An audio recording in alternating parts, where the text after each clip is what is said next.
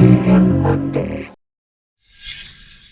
Welcome back again to VGM Monday. This is 1337 FM Nerd Talk Radio's mini podcast about video game music.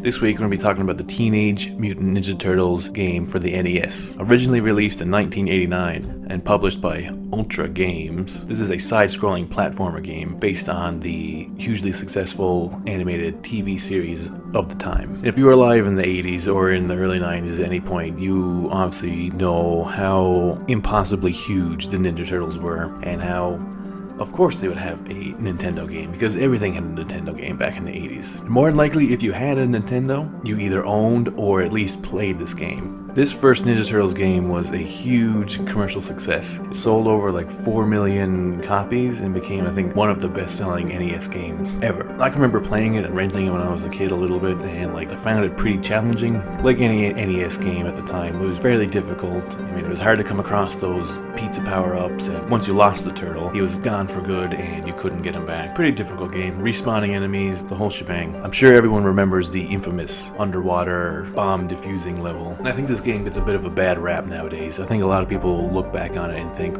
well, that game was completely terrible and garbage and it was way too hard and it was no good. One of the worst games ever. No, not really. No, not at all.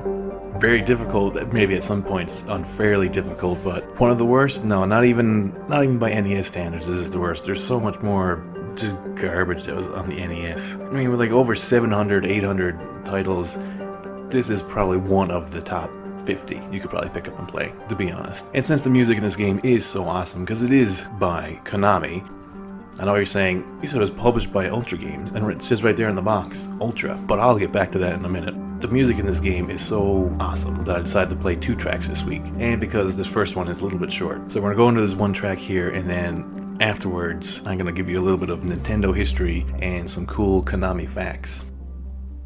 From Teenage Mutant Ninja Turtles, here's the Overworld theme.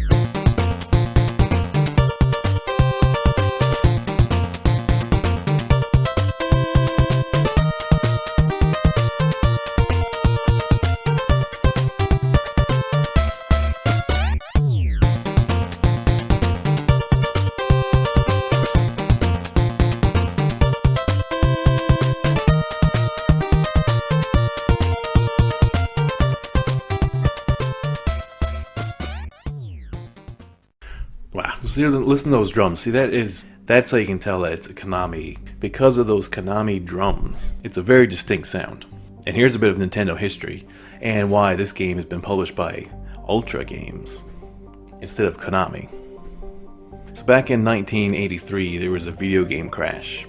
And basically what happened there was, in the 70s, when Atari was up and coming and basically created the home video game market, there was no real regulations on how to produce and manufacture game cartridges for home sale, basically. So the market became overflooded because anybody could just go ahead and make an Atari game and sell it, and there was just so many games available and there was no quality control, so people weren't buying into games anymore. And infamously, I think it was Pac-Man or E.T. assumed, since it was going to be such a huge hit, they made so many cartridges and then none of it got bought, and Atari had to go out of business, and everyone said, oh, this big video game fad that's over. Nobody wants home video games anymore, and arcades were kind of even going out of style then. And then it wasn't until the NES had come along and kind of made home video games a thing again.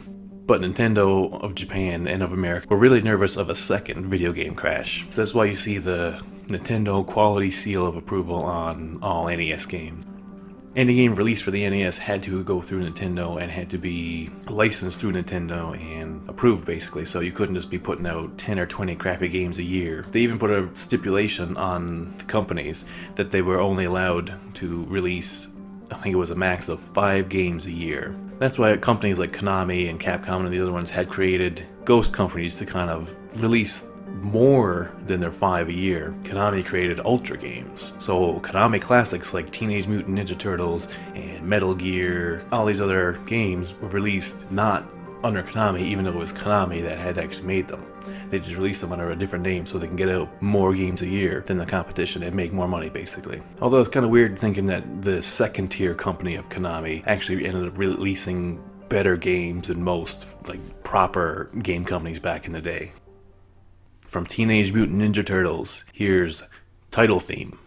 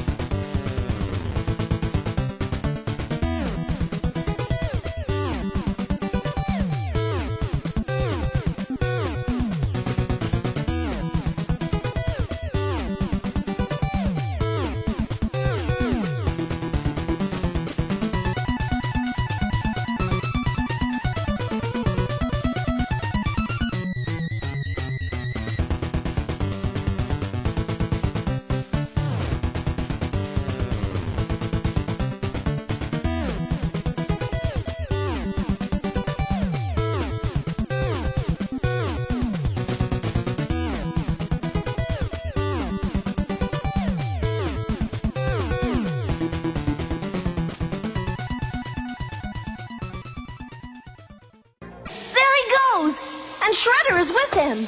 You mutants may have won this round, but there will be others. That's right. There will be others. Will you shut up?